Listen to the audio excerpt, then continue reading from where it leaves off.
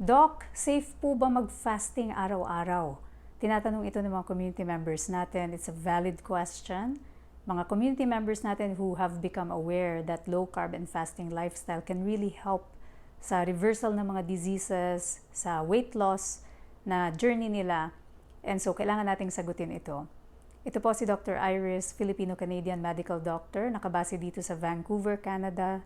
Tumutulong sa mga kababayan natin anywhere in the world, i-optimize ang kanilang health and wellness through low carb and fasting nutrition. Natural na mga pamamaraan para nga maiwasan, ma-prevent, at even ma-reverse yung mga disease states at makatulong sa weight loss. So regarding this question, the answer is yes, it is okay to do fasting every day. Ngayon, balikan natin yung science para maintindihan natin bakit ko sinasabi na yes.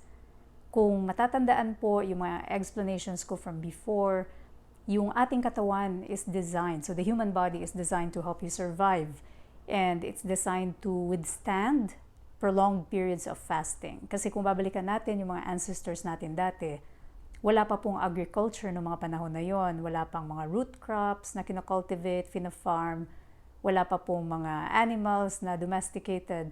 So the main mode of food gathering nung panahon na yon was to hunt. And syempre, hindi naman araw-araw makakapag-hunt sila po. Hindi naman araw-araw makakahuli ng isda.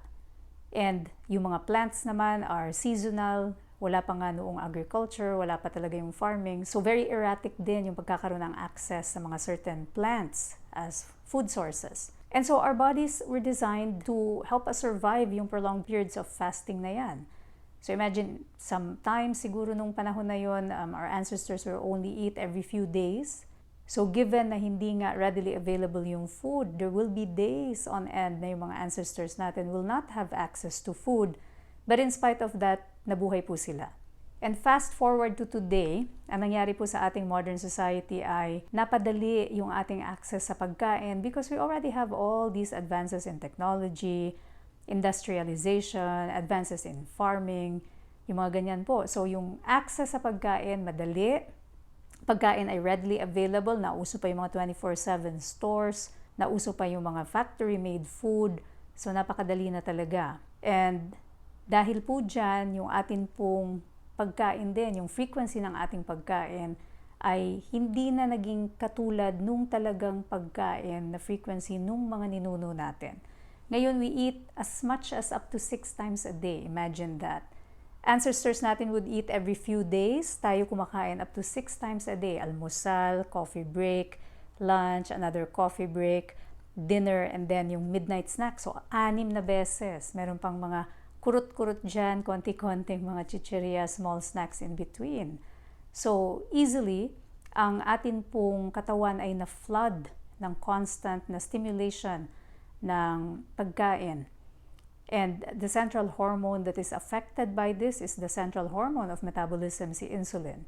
Lagi-lagi ko po itong nababanggit, pero para sa mga newbies, it's important to understand that every time you stimulate insulin, ang nangyayari po ay two things. Number one, uutusan ng insulin ang glucose. So ito yung breakdown product ng pinakamalaking macronutrient na kinakain natin.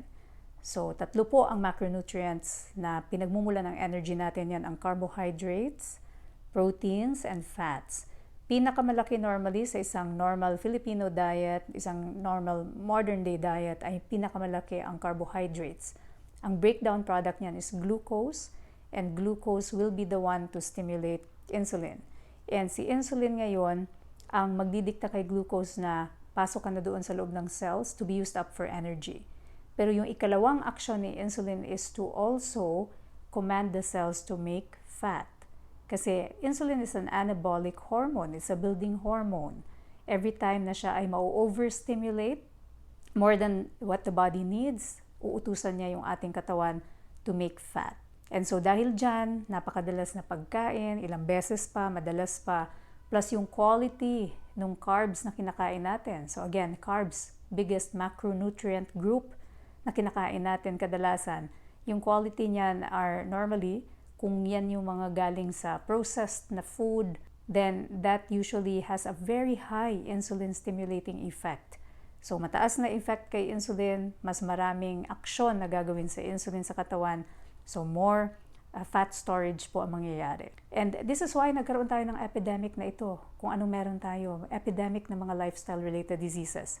Iisa ang pathway ng mga yan, it's insulin resistance. So nandyan yung epidemic on diabetes, meron tayong epidemic sa high blood pressure, epidemic ng mga sakit sa puso, epidemic ng mga high cholesterol, obesity, at marami pa pong ibang sakit. Gout, high uric acid, fatty liver, PCOS, mga Parkinson's disease, Alzheimer's disease. So itong mga memory problems na ito, even things like cancer. So itong mga bagay po na ito, iisang common pathway, insulin resistance, dahil sa sobra-sobrang stimulation kay insulin. So ano pong mangyayari? Then all these disease states have become quite rampant sa society natin. And it's all coming from napakadalas na pagkain. Samantalang our bodies were designed to help us survive prolonged periods of fasting. Yan yung natural niya na estado, na meron talagang panahon ng pagpapahinga. It's only during the fasting time that you truly get your body to heal. Sa fasting time lamang, na-activate yung mga sariling proseso ng katawan to heal itself, to clean itself up. And you hear me talking about this process. It's called autophagy, self-phagy eating.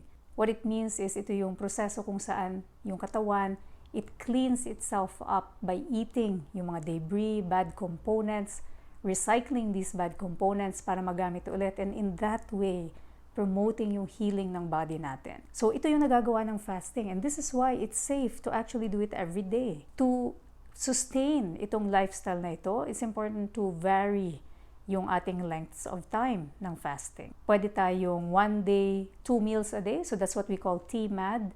Another day, we can do OMAD, 1 meal a day. Dito po sa ating lifestyle, dahil hindi na tayo reliant sa sugar for our fuel, dahil sa paglo-low carb, syempre natin, tayo ay magta-transition from sugar burning to fat burning. Ang mangyayari dyan ay tayo hindi ganun kadalas na nagugutom.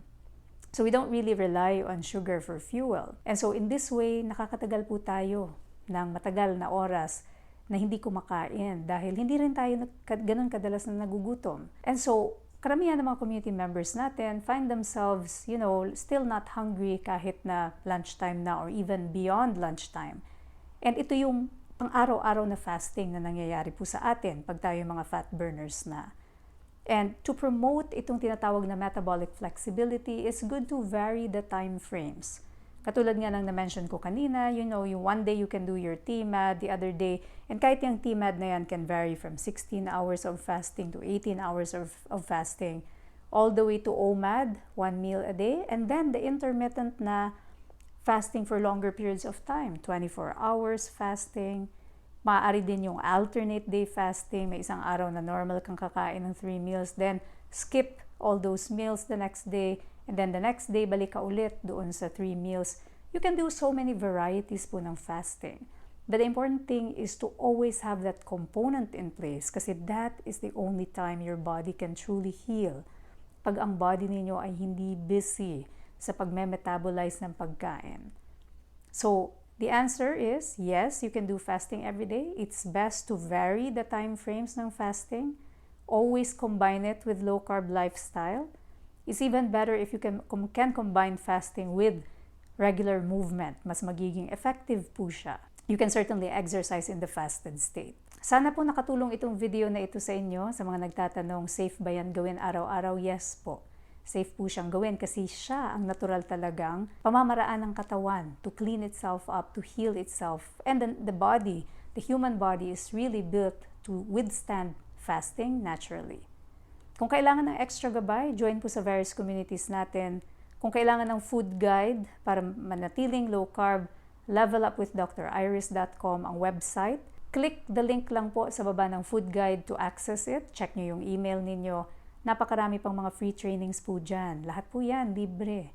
And we also have our free Zoom meets, mga public service Zooms po yan, both for low carb and fasting and also mental health. Join lang po kayo sa communities to access the link. As always, I am wishing you holistic wellness po. Stay healthy and stay low carb.